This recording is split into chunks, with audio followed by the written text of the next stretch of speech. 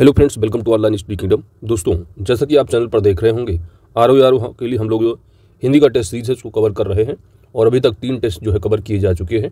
Total 20 test cover कर रहे हैं। आज की इस वीडियो में टेस्ट नंबर 4 हम लोग कवर करेंगे। यदि आपने प्रीवियस नहीं कवर किया है तो प्लेलिस्ट का लिंक वीडियो के डिस्क्रिप्शन में दिया गया है, जाकर के आप कवर कर सकेंगे। चैनल पर रहे हैं दोस्तों, चैनल को आप जरूर सब्सक्राइब कर लीजिएगा, क्योंकि आपकी सब्सक्रिप्शन हमारी ताकत है। साथ ही नोटिफिकेशन बेल आइकन को आप जरूर प्रेस कर लेना, ताकि आने वाली वीडियो की अपडेट्स आप सभी को प्राप्त होती रहे। और आप टेलीग्राम चैनल को आप जरूर ज्वाइन कर लीजिएगा।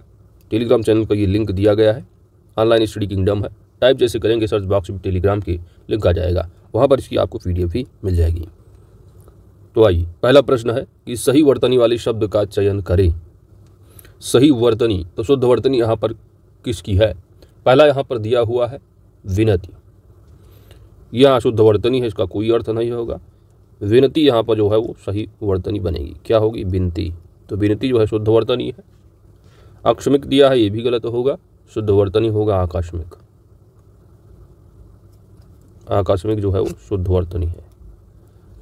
कुमुदिनी बिल्कुल सही है, तो राइट आंसर यहाँ पर आपका ऑप्शन सी सही जवाब बनेगा।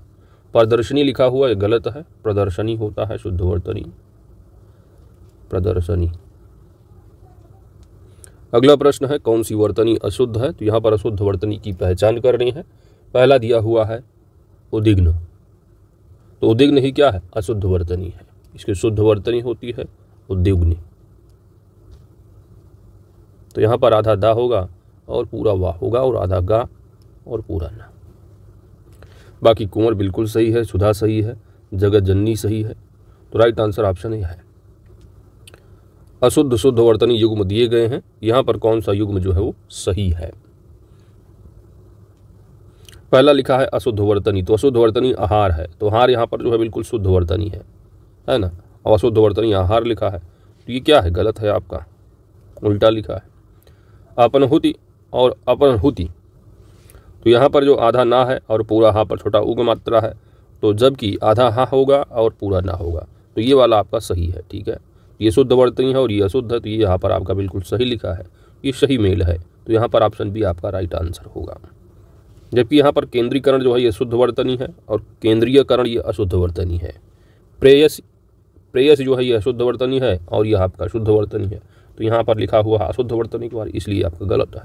तो यहाँ पर सही जो सुमेलित है वो ऑप्शन बी है। किसकी वर्तनी अशुद्ध है? अशुद्ध वर्तनी की पहचान करनी है। तो यहाँ पर अशुद्ध वर्तनी वाला पहला अधीन अब आप देख के आ रहे, बिल्कुल सही है। भागीरथी, ये भी आपका सही है। अनुगृहीत लिखा हुआ है, अनुगृहीत, ये भी आपका सही है। जागृत लिखा हुआ गलत है, इसकी शुद्ध वर्तनी होगी जागृत। जागृत हो या लिखा होता क्या? जागरित, तब यह सही होता। तो यहाँ पर राइट आंसर होगा ऑप्शन डी। अगला प्रश्न है व्याकरण की दृष्टि से कौन सा शब्द अशुद्ध है? तो अशुद्ध वर्तनी वाला कौन सा शब्द है यहाँ पर? पहला यहाँ पर विरहणी दिया हुआ है, तो विरहणी अपने आप में अशुद्ध है। शुद्ध वर्तनी होता है विरहिणी, विरहिणी, तो शुद्ध वर्तनी होगा विरहिणी। तो पहला यहाँ पर गलत है, तो यही राइट आंसर आपका बनेगा। जबकि गृहिणी दिए सही है, जगत गुरु ये भी आपका सही है, विभीषण भी सही है। अगला प्रश्न है कि व्याकरण की दृष्टि से कौन सा वाक्य शुद्ध है? शुद्ध वाक्य की पहचान करनी है। पहला लिखा है तूने कहाँ जाना है, तो यहाँ पर यह गलत है। तूने की जगह होना चाहिए क्या? तुम्हें। तुम्हें कहाँ जाना है, तुम्हें कहाँ जाना है। श्री कृष्ण के अनेकों नाम हैं, तो श्री कृष्ण के अनेक नाम है होता। क्या होता? श्री कृष्ण के अनेक नाम है। अगला उसका प्राण पखेरु उड़ गया, उसका प्राण पखेरु उड़ गया, तो यह सही क्या होगा? यहाँ पर उसका की क्या होगा? उसके, उसके प्राण पखेरु उड़ गए, तब यह सही होता है, इसलिए गलत हो गया। शीला प्रतिदिन स्कूल जाती है, बिल्कुल सही है। राइट आंसर ऑप्शन डी होगा। पिताजी मेरे परीक्षा फल से संतुष्ट नहीं हुए, वाक्य में किस भाग में त्रुटि है? पिताजी मेरी परीक्षा फल से संतुष्ट नहीं हुए। पिताजी मेरी परीक्षा फल से संतुष्ट नहीं हुए, तो संतुष्ट वर्तनी जो दिया हुआ है ये यहाँ पर क्या है? त्रुटिपूर्ण है। संतुष्ट होना चाहिए। ठीक है, क्या होना चाहिए दोस्त? संतुष्ट। तो इसकी जो शुद्ध वर्तनी होगी संतुष्ट, तो यहाँ पर जो है शुद्ध हो क्या होगा, यह तो शुद्ध अशुद्ध वर्तनी है, तो शुद्ध वर्तनी यहाँ पर जब होगी तो पूरा वाक्य जो है क्या है, शुद्ध हो जाएगा। तो शुद्ध वाक्य जो बनेगा, तो यहाँ पर पूछा है कि त्रुटिपूर्ण वाला, तो यहाँ पर ऑप्शन आपका सी राइट आंसर बनेगा। पूरा शुद्ध वाक्य होगा कि पिताजी मेरे परीक्षा फल से संतुष्ट नहीं हुए। अगला प्रश्न है कि निम्नलिखित वाक्यों में कौन सा वाक्य शुद्ध है। निम्नलिखित वाक्यों में कौन सा वाक्य शुद्ध है, शुद्ध वाक्य की पहचान करनी है। तो यहाँ पर कुल मिला के पदक्रम जो है अशुद्धि दी गई है, और कौन सा बिल्कुल उसकी दृष्टि से सही है आपको बताना है। पहला दिया है कि वह सोते सोते जाग पड़ा, वह सोते सोते जाग पड़ा, वह सोते सोते जाग पड़ा। तो यह जो है यहाँ पर सोत यानी कि यहाँ पर क्रिया संबंधी जो है वो कुछ अशुद्धि पहले में दिखा आपको, दूसरा जो है बिल्कुल सही है। तो क्रिया की दृष्टि से संबंधित जो वाक्य शुद्ध है आपका, वो ऑप्शन यहाँ पर बी सही जवाब होगा। बाकी सभी क्या है, अशुद्ध है। अगला है कि शुद्ध वाक्य की आपको पहचान करनी है, कौन सा वाक्य शुद्ध है। पहला दिया है प्रेमचंद ने पर्याप्त मात्रा में कहानियां एवं उपन्यास लिखे हैं। तो यहाँ पर मात्रा जो दिया गया है परिमाणवाचक, तो यहाँ पर कुल मिलाकर विशेषण संबंधी, तो यहाँ पर जो है आपका पर्याप्त संख्या होना चाहिए, पर्याप्त संख्या में, इसलिए सही होता है, इसलिए गलत हो गया। शुद्ध वाक्य होता है कि प्रेमचंद ने पर्याप्त संख्या में कहानियाँ एवं उपन्यास लिखे हैं, तब यह सही होता, मात्रा दिया गलत हो गया। दूसरा है अब तुम आओगे तो मैं जाऊंगा। अब यहाँ पर होना चाहिए जब, क्या होना चाहिए था, जब तुम आओगे तब मैं जाऊंगा, तब मैं जाऊंगा, इसलिए क्या है, ये गलत है आपका। अगला है कि मेरे बाद तुम्हारा नंबर है, मेरे बाद तुम्हारा नंबर है, यह जो है बिल्कुल शुद्ध वाक्य है। ऑप्शन यहाँ पर आपका सी राइट आंसर बनेगा।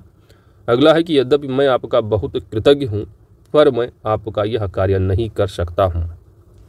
तो यद्यपि मैं आपका बहुत क्या है, आभारी हूँ होना चाहिए, इसलिए गलत है। यद्यपि मैं आपका बहुत आभारी हूँ पर मैं आपका यह कार्य नहीं कर सकता, तो ये जो है आपका सही होता। कृतज्ञ दे दिया बीच में, आपका गलत हो गया, तो डी भी आपका क्या है, गलत है। अगला प्रश्न है कि शुद्ध वाक्य की पहचान करना है, शुद्ध वाक्य की पहचान कीजिए। ये आपका पदक्रम संबंधी है शुद्धि। मंत्री ड्राइवर की कार चलवाता है, मंत्री ड्राइवर की कार चलवाता है, अशुद्ध है। मंत्री ड्राइवर के लिए कार चलवाता है, मंत्री ड्राइवर पर कार चलवाता है, मंत्री ड्राइवर से कार चलवाता है, यह बिल्कुल सही है। ऑप्शन यहाँ पर आपका डी राइट आंसर बनेगा।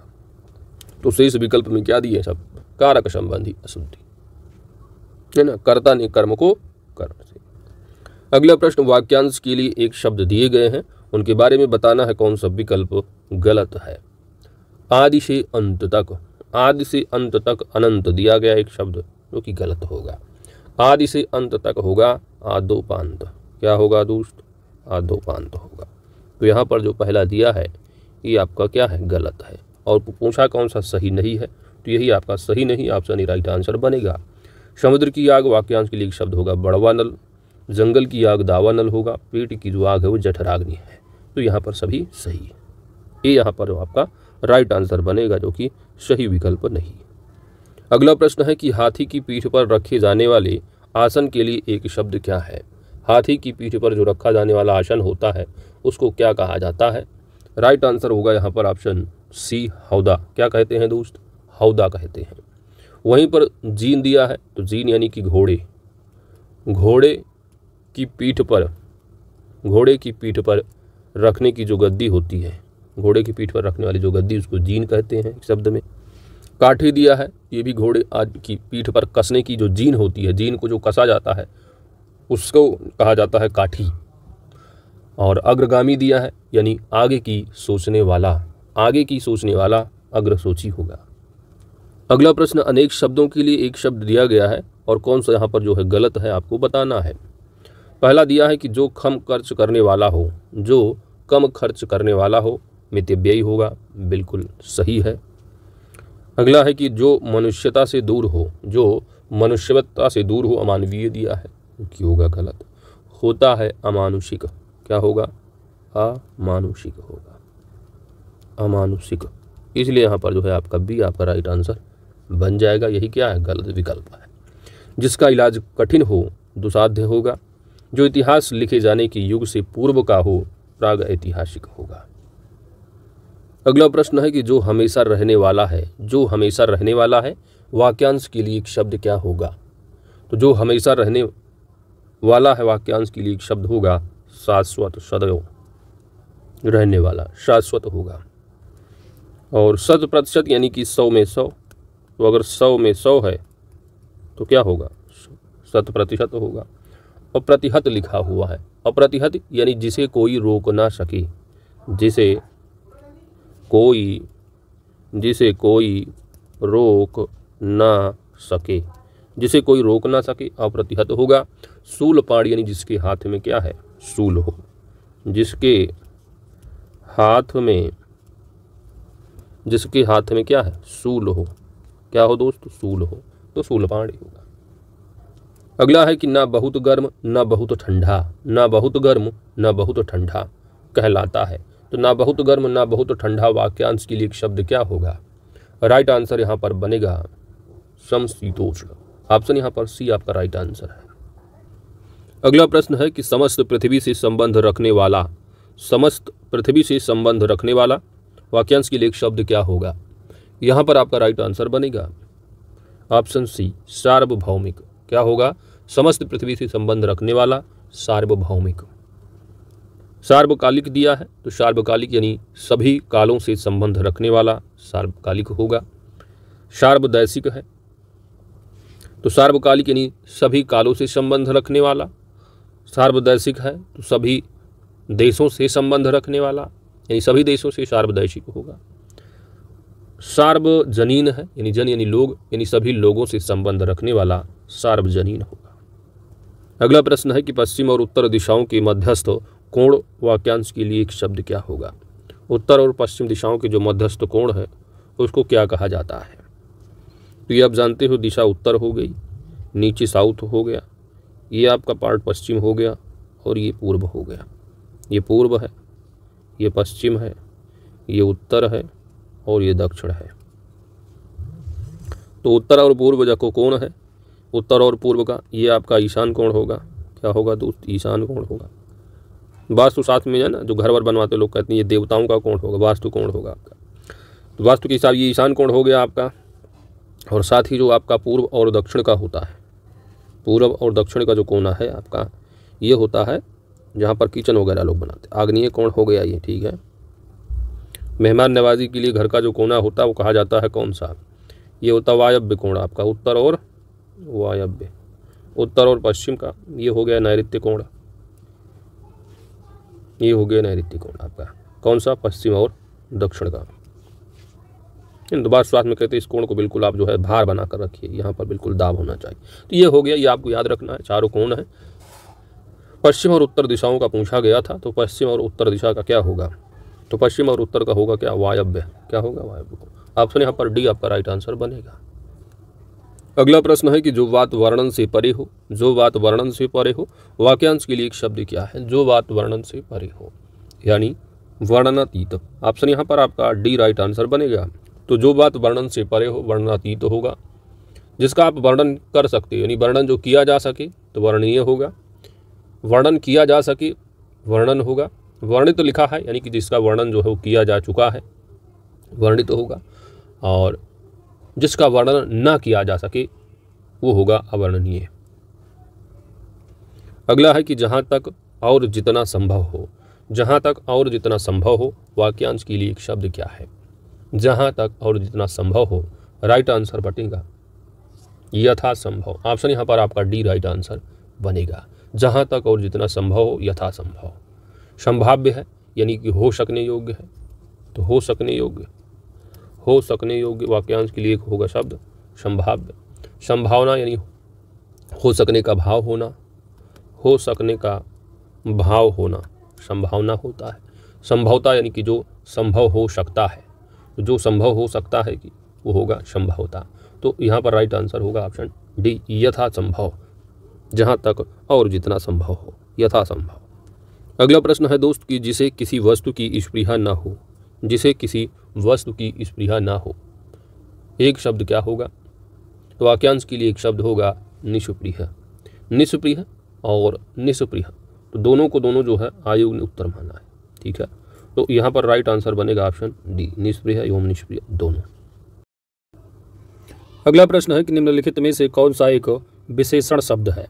विशेषण शब्द की पहचान करनी है। तो विशेषण शब्द वह शब्द होता है जिस शब्द के द्वारा संज्ञा अथवा सर्वनाम की विशेषता बताई जाती है, वह शब्द विशेषण कहलाता है। पहला यहाँ पर दिया है इच्छा। तो इच्छा जो है ये विशेष है और इसका विशेषण क्या बनेगा। इच्छा का विशेषण होता है ऐच्छिक।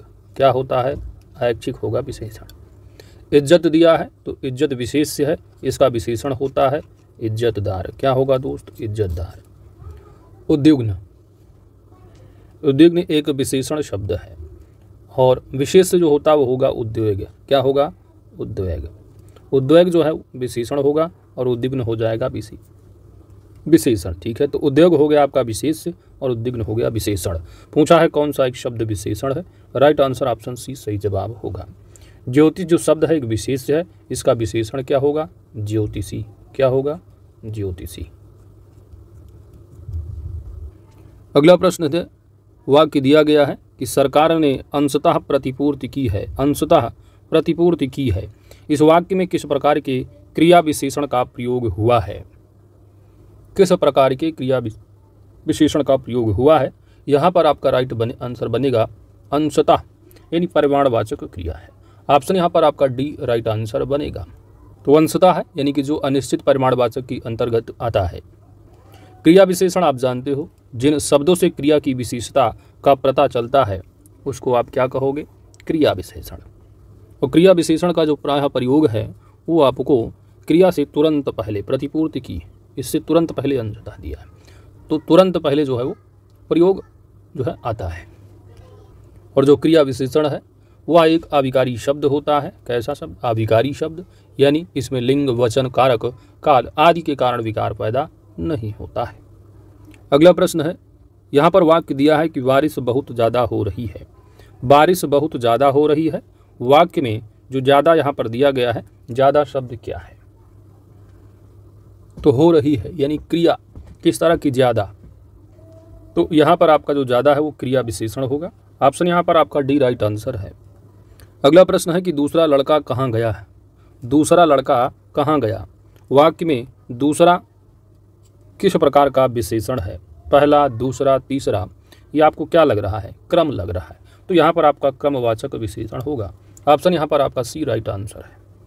अगला प्रश्न है, दोनों, दोनों शब्द किस प्रकार का संख्यावाचक विशेषण है, तो यहाँ पर आपका राइट आंसर बनेगा दोनों, तीनों, चारों, पांचों। ये क्या दिख रहा है आपको, ये समुदाय का यहाँ पर हो रहा, इसका बोध हो रहा समुदायवाद। राइट आंसर यहाँ पर बनेगा ऑप्शन बी, क्योंकि है ना दोनों, तीनों, चारों, पांचों ये शब्द जो है क्या है, समुदाय का बोध कराते हैं। अगला प्रश्न है सरीखा शब्द।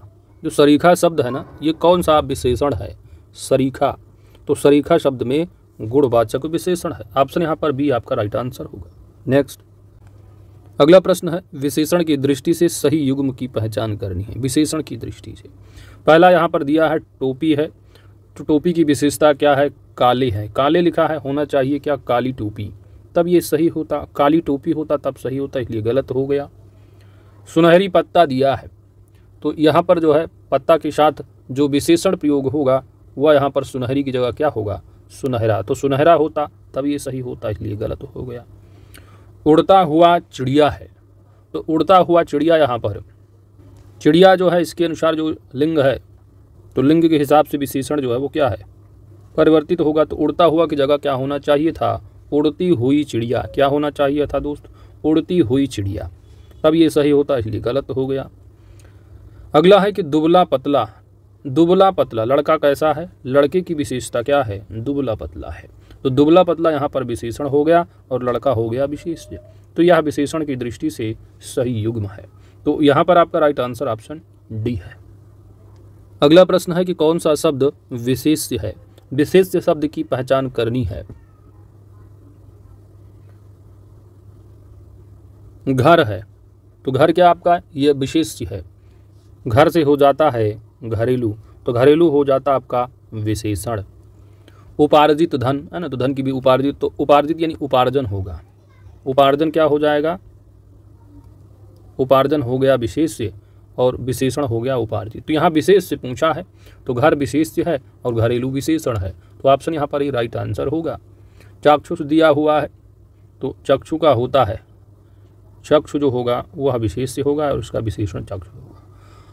औपनिवेशिक दिया हुआ है, ये भी आपका विशेषण है और उपनिवेश जो है होता है क्या, उपनिवेश।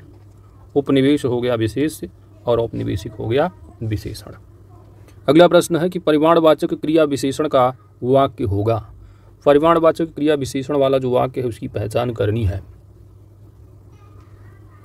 तो परिमाणवाचक यानी थकना यहाँ पर हो गया क्रिया, परिमाणवाचक क्रिया यह नापतौली है आपकी बहुत जो शब्द है, तो ये परिमाणवाचक क्रिया यहाँ पर होगा। अनिश्चित, तो यहाँ पर ऑप्शन ए आपका राइट आंसर बनेगा। तो जो बहुत शब्द है ये परिमाणवाचक क्रिया विशेषण के अंतर्गत आएगा। और परिमाणवाचक क्रिया विशेषण की जो प्रमुख जो उदाहरण के तौर पर जैसे अति हो गया, बड़ा है, बिल्कुल है, सर्वथा है ना, खूब है, निकट है, केवल है, थोड़ा है, बस, काफ़ी, यथेष्ट, इतना, उतना, जितना, ये सब क्या है, तो परिमाणवाचक है। अगला प्रश्न है कि उस ग्रंथ में 500 पृष्ठ हैं, उस ग्रंथ में 500 पृष्ठ हैं, वाक्य में 500 जो दिया है ये है क्या।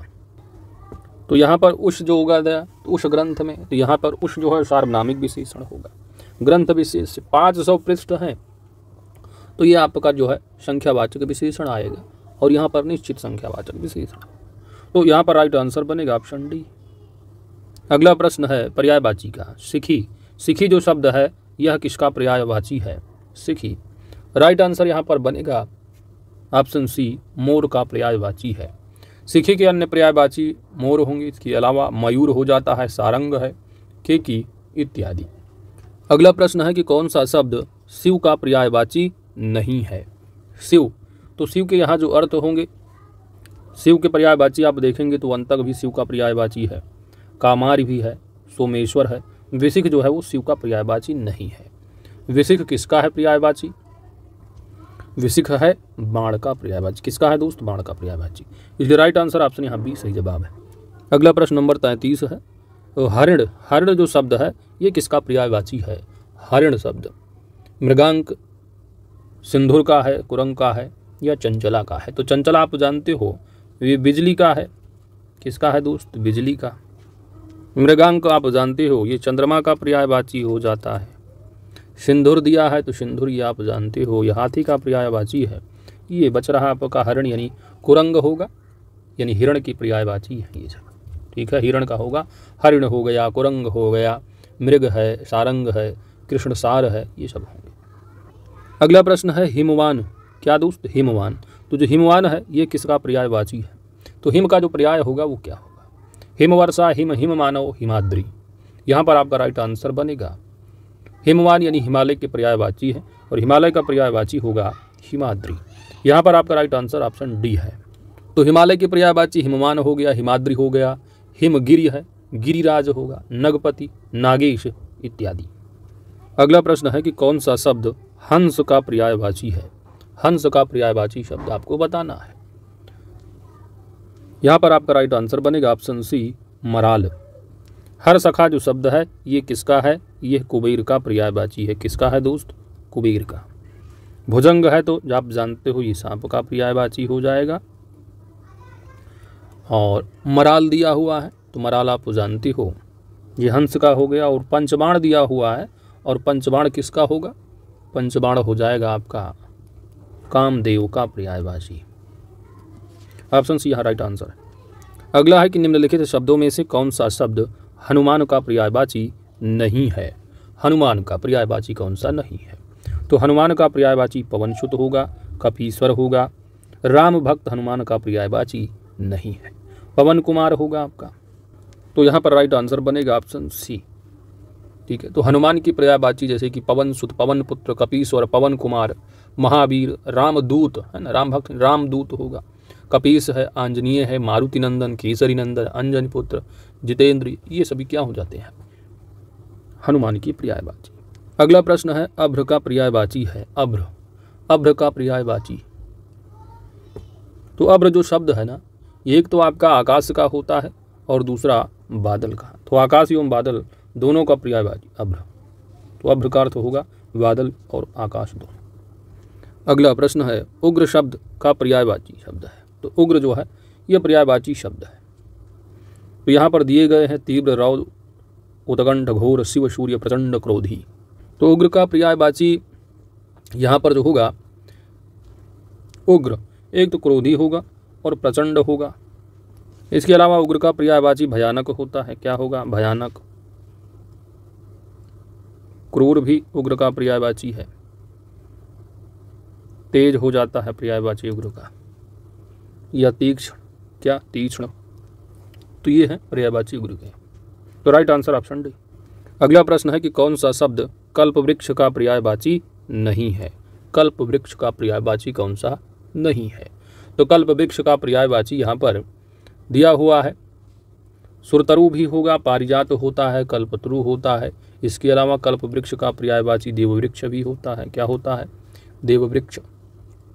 तो अमृतत्व दिया हुआ है, यह शब्द नहीं है, क्योंकि यह किसका पर्यायवाची होता है? अमृतत्व। ये होता है मोक्ष का पर्यायवाची, इसलिए यह राइट आंसर ऑप्शन ए होगा। अगला प्रश्न नंबर है, यानी आपका पर्यायवाची का अंतिम प्रश्न है, निम्नलिखित में से कौशल और चातुर्य का पर्यायवाची कौन सा नहीं है?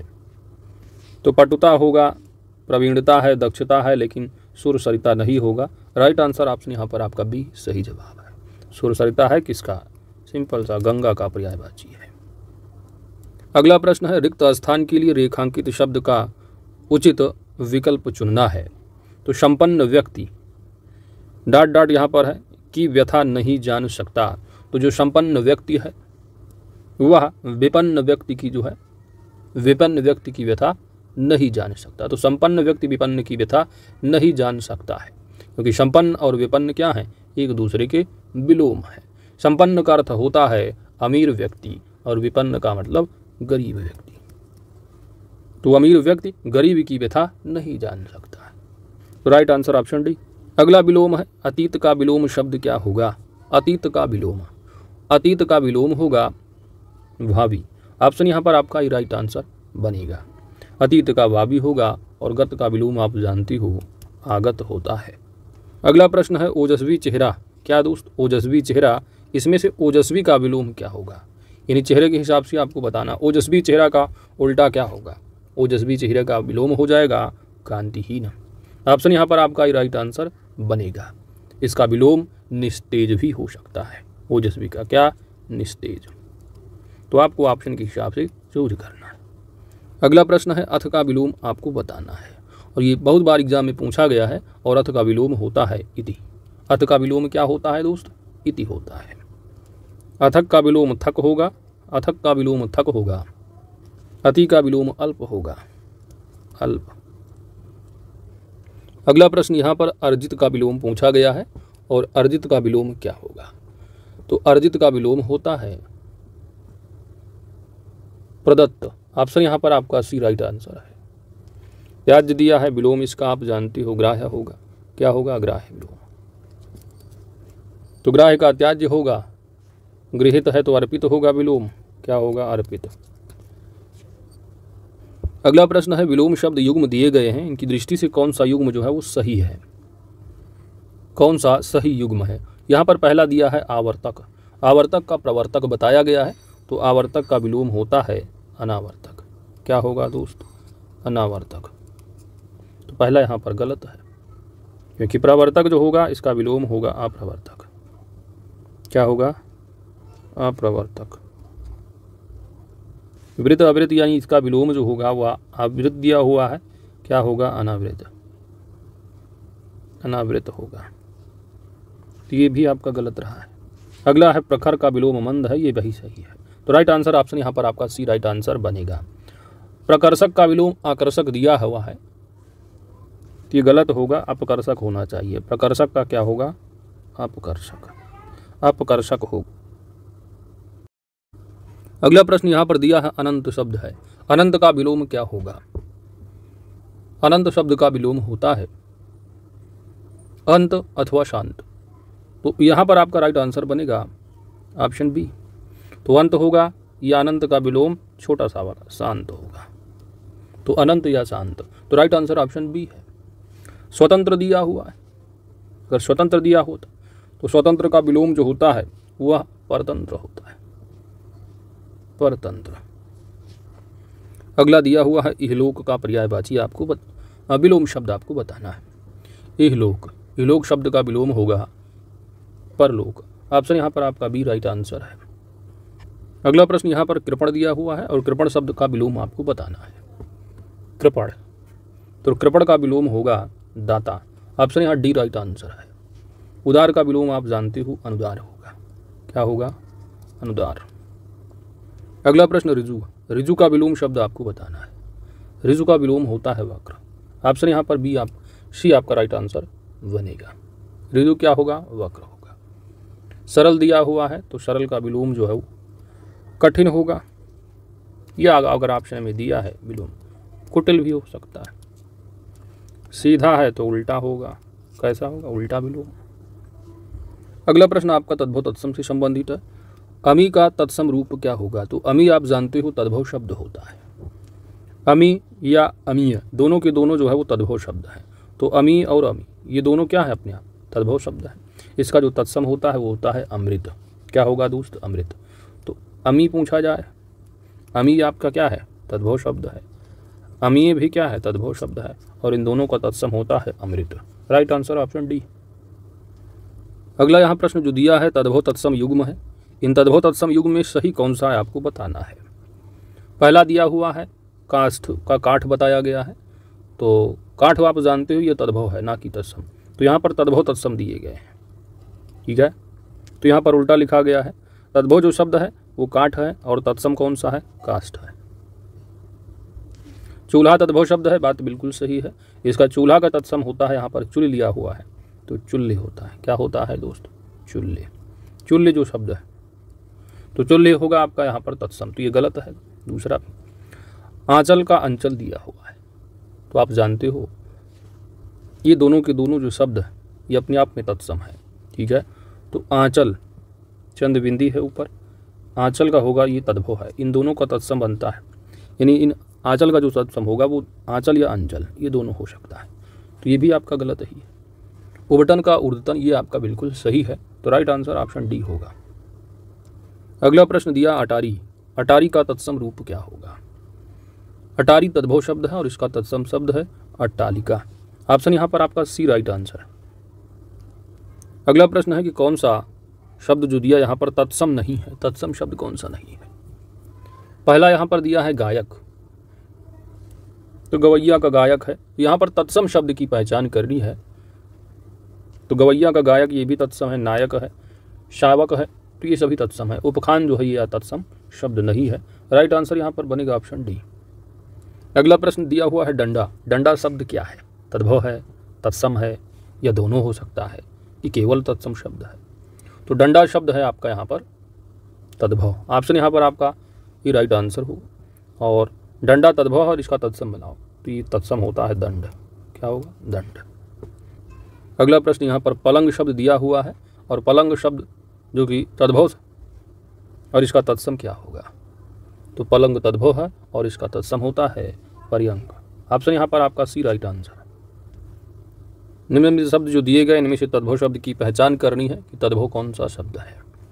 कटाह दिया है, कटाह एक तत्सम शब्द है और कड़ाह होता है क्या? तद्भव। तो कड़ाह शब्द जो है ये तद्भव है और इसका तत्सम है कटाह। अवर, अवर भी तत्सम है, ओर से बना है तो ओर शब्द क्या है? तद्भव है और इसका तत्सम है अवर। रिक्त, तो तीता का तिक्त होता है तो रीता का रिक्त होगा, तो ये रीता से बना है तो रीता होता है तद्भव, रिक्त होगा तत्सम। कड़वा शब्द जो है ना ये है तद्भव, तो यही आपका तद्भव शब्द है। ऑप्शन यहाँ पर डी राइट आंसर होगा। कड़वा तद्भव है और इसका तत्सम होता है कटु। क्या होगा? कटु शब्द होगा। तो कड़वा तद्भव है और कटु शब्द क्या होगा? तत्सम। अगला शब्द दिया है चिकना, चिकना जो कि एक तद्भव शब्द है और इसका तत्सम रूप क्या होगा? चिकना, तो चिकना तद्भव है और इसका तत्सम रूप चिक्कण होगा। ऑप्शन यहाँ पर आपका सी राइट आंसर है। अगला प्रश्न है कि कौन सा शब्द तद्भव शब्द है? तद्भव शब्द की पहचान करनी है। आपके RO 11 फरवरी को जो कि कैंसिल पेपर हुआ, तो वहाँ पर जो है आपको गयंद शब्द देखने को मिला था, है ना। वहाँ पर पूछा भी था कि निम्नलिखित में से ही कौन सा तत्सम शब्द है, तो गयंद बहुत लोग लगा दी। तो गयंद जो है ये तद्भव शब्द है, गयंद तद्भव है और इसका तत्सम होता है गजेंद्र। क्या होता है दोस्त? गजेंद्र। तो गजेंद्र हो गया तत्सम इसका। अंगी, अंगी जो है यहाँ पर वानर दिया है, तो वानर आप जानते हो बंदर से बना है, तो बंदर होता है क्या? तद्भव और अंदर तत्सम। अंगना आंगन का होता है, तो अंगना जो है तत्सम शब्द है, और अंगना यानी आंगन जो है होगा आपका वो तद्भव होगा। तो यहाँ पर जो है पूछा है तद्भव कौन सा है, तो ऑप्शन ही राइट आंसर बनेगा। अगला प्रश्न है कि कौन सा शब्द तद्भव है, तद्भव शब्द की पहचान करनी है। कंकड़, कंकड़ एक तत्सम शब्द है, कंकड़ तत्सम है और तद्भव होता है कंगन। ठीक है, तो कंगन हो गया तद्भव शब्द, कंकड़ हो गया तत्सम। कृष्ण भी तत्सम शब्द है। कान्हा, तो कान्हा हो गया तद्भव और कृष्ण हो गया तत्सम। दही, दही एक तद्भव शब्द है और इसका तत्सम होता है दधी। क्या होता है दोस्त? दधी। तो दधी हो गया तत्सम, तद्भव हो गया दही, तो तद्भव ही पूछा है, तो ऑप्शन सी आपका राइट आंसर है। शिक्षा अपने आप में एक तत्सम शब्द होगा और ये इसका तद्भव देखेंगे तो सीख होगा। क्या होगा? सीख। तो सीख होता है तद्भव और इसका तत्सम होगा शिक्षा। तो इन्हीं 60 प्रश्नों के साथ पूरा का पूरा टेस्ट नंबर 4 आपका कंप्लीट हो जाता है। आप लोग कमेंट करके बताइए कि आपके 60 में कितने प्रश्न सही हो रहे हैं। यदि आप 50 प्लस हैं तो आपकी तैयारी बेहतर है। कमेंट जरूर कीजिएगा दोस्त। चैनल पर नए हैं तो सब्सक्राइब भी कर लीजिएगा, क्योंकि आपकी सब्सक्रिप्शन हमारी ताकत है। साथ ही नोटिफिकेशन बेल आइकन को आप जरूर प्रेस कर लेना, ताकि आने वाली वीडियो की अपडेट्स आप सभी को प्राप्त होती रहे। और इसकी जो PDF है वो आपको Telegram channel online study kingdom पर आपको मिल जाएगी। तो जिन्होंने टेलीग्राम अभी तक ज्वाइन नहीं किया है वो ज्वाइन कर सकते हैं। सिंपली आपको टेलीग्राम के सर्च बॉक्स में जाना है और टाइप करना है ऑनलाइन स्टडी किंगडम, चैनल का लिंक मिल जाएगा, आप ज्वाइन कर लीजिएगा। वहाँ पर इसकी PDF 60 प्रश्नों वाली आपको मिल जाएगी और आप जो है PDF से टेस्ट देके अपनी तैयारी को बेहतर कर सकते हैं। Thanks for watching.